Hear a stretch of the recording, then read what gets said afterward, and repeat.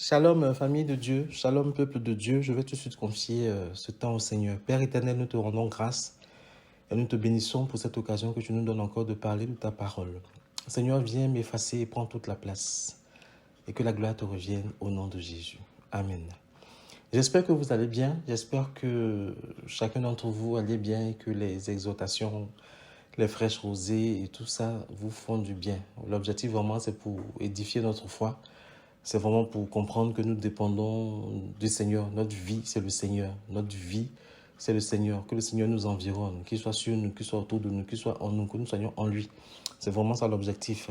On n'a pas pour objectif d'être des stars, mais juste pour objectif d'être des canaux par lesquels Dieu restaure des vies et Dieu prépare son Église à son retour, au retour de Jésus. Amen, amen. Aujourd'hui, j'aimerais parler de quelque chose. Voilà, j'ai reçu une ou deux questions sur le mariage. J'aimerais en parler un peu. Voilà. La Bible dit en Genèse 2, 18, l'Éternel Dieu dit qu'il n'est pas bon que l'homme soit seul. Je lui ferai une aide semblable. Amen. Il faut comprendre que l'homme a été créé en premier. Il a été créé en premier et il a nommé les animaux. Il a reconnu les animaux, il les a observés, il les a nommés selon ce que son esprit avait retenu lors de la création. Et quand Dieu a formé la femme et que la femme est venue vers lui, il a observé, il a regardé, il n'a pas nommé la femme tout de suite. Il n'a pas appelé femme, femme. Il a dit, voici cette fois-ci os de mes os, chair de ma chair. Donc, mon vis-à-vis. Amen. Et après, il a dit qu'on l'appellera femme. Vous comprenez un peu? Il a compris que Ève qui arrive là est différente des animaux qu'il a nommés. Ève qui arrive là ne vient pas pour que lui domine sur elle. Ève qui arrive, elle vient pour m'aider dans le projet que Dieu a formé pour moi, pour elle, afin que nous puissions accomplir ce que Dieu attend de nous. Il a compris que dans cette tâche-là, je ne peux pas être seul. J'ai besoin de soutien, j'ai besoin de support, j'ai besoin de quelqu'un qui puisse affiner la vision que j'ai, qui puisse permettre que cette vision soit plus claire et qu'ensemble, nous parvenions à atteindre l'objectif que Dieu a fixé pour nous. Amen. L'homme a été créé en premier.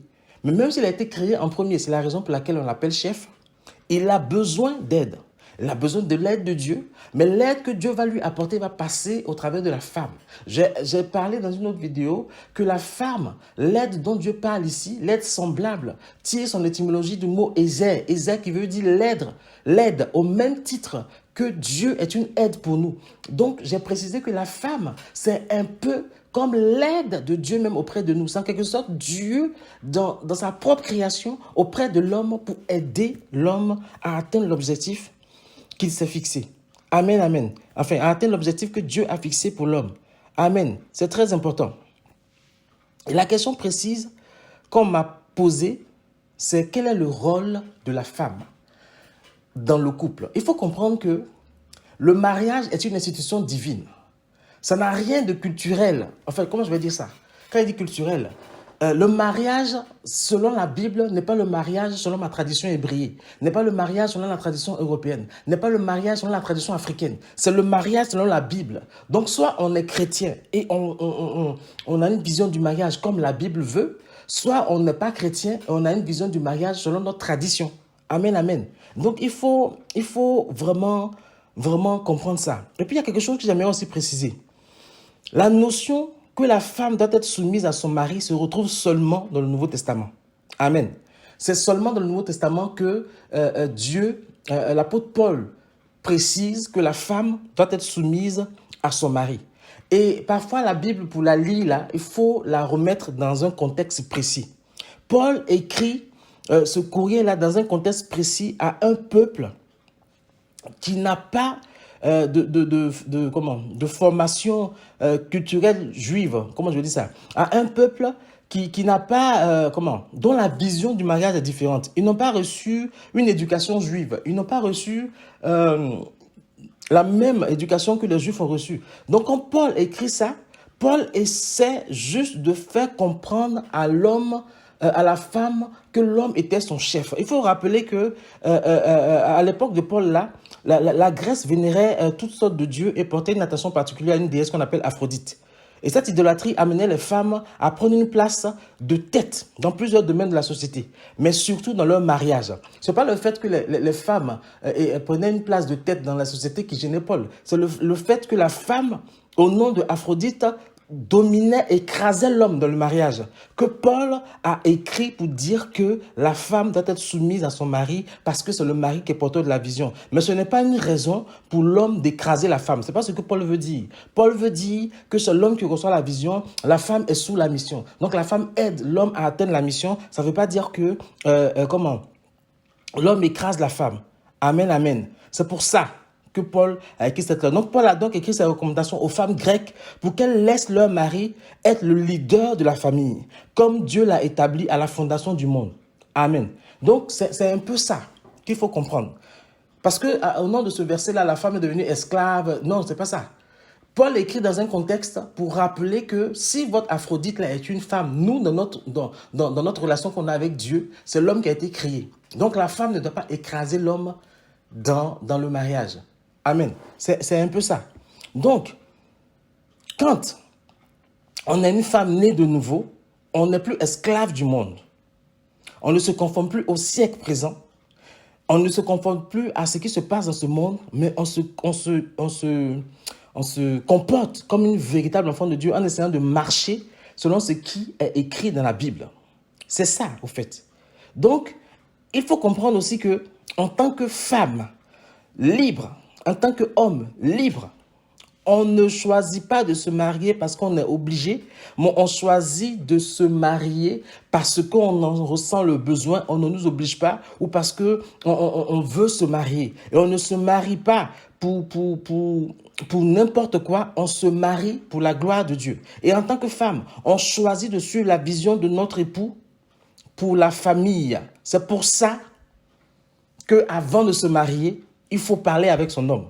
Nous sommes d'accord avec la vision, nous l'aidons à garder le cap et nous soutenons nos époux en mettant les talents ensemble. Amen. Pour atteindre l'objectif de Dieu. C'est pour cela que, avant de s'engager dans le mariage, il faut parler avec son homme. Il faut être dans la même vision. Il faut être sûr que tu es la femme qui va partager la vision de l'homme pour aider à accomplir cette vision. Voilà pourquoi une femme doit épouser un homme qui a une vision de la famille qu'elle partage. Amen. On ne pousse pas un homme parce qu'il est beau. On ne pousse pas un homme parce qu'il est riche. On ne pousse pas un homme parce qu'il est important. On ne pousse pas un homme parce qu'il a la prestance. Non. On épouse un homme parce qu'on partage la même vision du mariage, le même projet de la famille que lui. Dans ce cas, on sera capable de l'aider à atteindre cet objectif-là. Amen. On entre dans un grand projet, on entre dans un projet de mariage parce que on aime la direction que cet homme-là veut prendre. Amen. Donc la femme qui va entrer dans un projet de mariage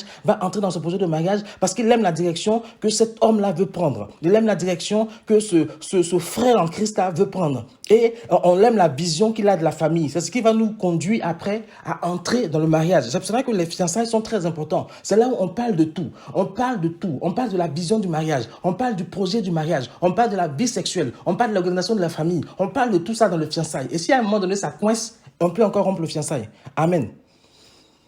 Maintenant, ce qu'il faut comprendre aussi, c'est que pour atteindre cette vision-là, vous ne serez pas toujours d'accord. Ça, c'est sûr. Vous ne serez pas toujours d'accord. Il y aura des petits, il faudra arrondir quelquefois les petits bords, tout.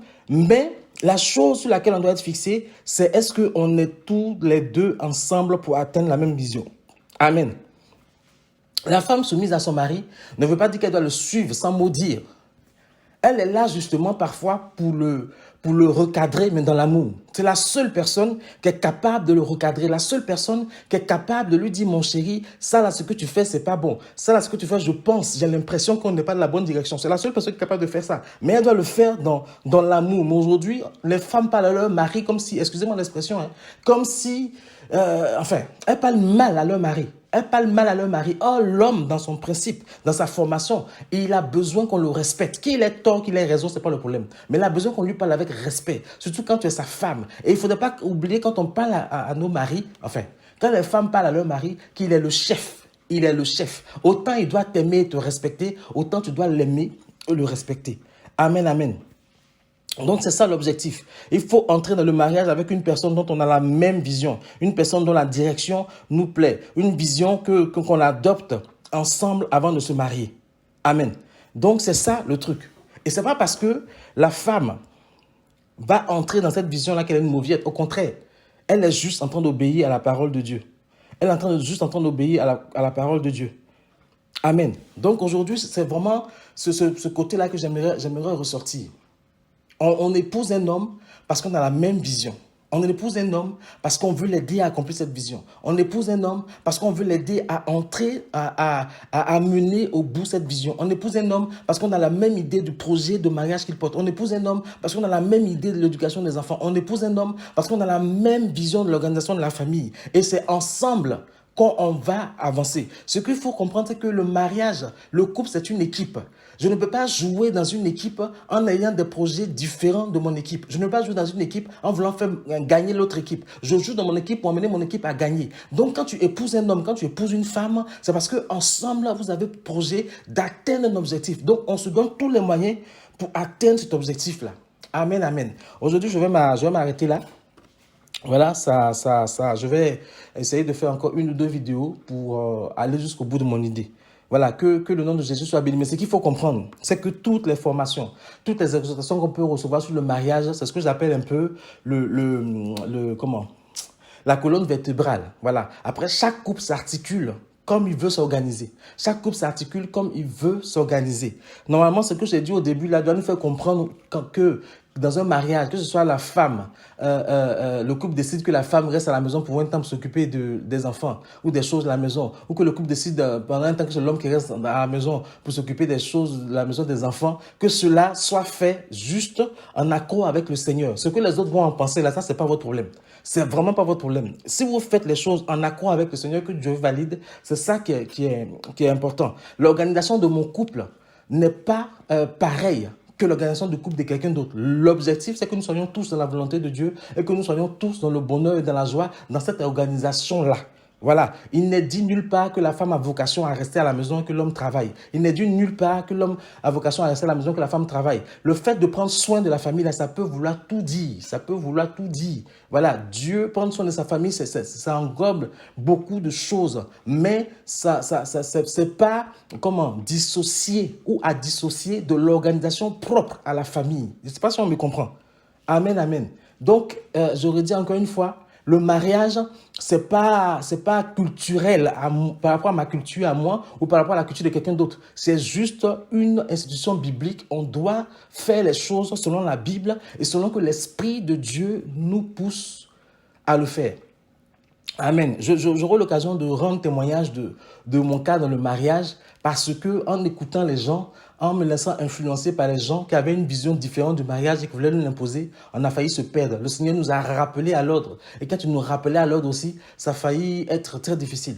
Il faut écouter Dieu. Par rapport à son mariage, il faut toujours écouter Dieu, organiser son couple en fonction de ce que Dieu attend de nous. Ne rentre pas dans le mariage avec un homme dont tu ne partages pas la vision. Si c'est sa vision du mariage, ça ne va pas s'affiner. Ça ne va pas s'affiner plus tard parce qu'il va rentrer dans le mariage avec son background, avec sa vision et ça ne va pas s'arranger. Rentre dans le mariage avec un homme dont tu partages la vision. Il y a certains points que vous pourrez affiner, mais que la vision principale, le projet principal soit affiné parce que c'est lui qui reçoit la vision. Toi, tu viens l'aider à accomplir la vision. Vous formez une équipe pour atteindre un objectif. Si la vision n'est pas pareille, ça ne va pas aboutir. Que le nom de Jésus soit béni. Et si cette petite présentation vous a plu, n'hésitez pas à liker, à partager. Et si vous avez des questions, n'hésitez pas à nous les poser. Donc, on continue encore dans la prochaine vidéo sur le rôle de la femme. Voilà, je ne vais pas dire que la femme doit faire ça. Ça, c'est propre à chaque mariage, mais donner juste quelques pistes que Dieu nous met à cœur. Que le nom de Jésus soit béni. Amen, amen.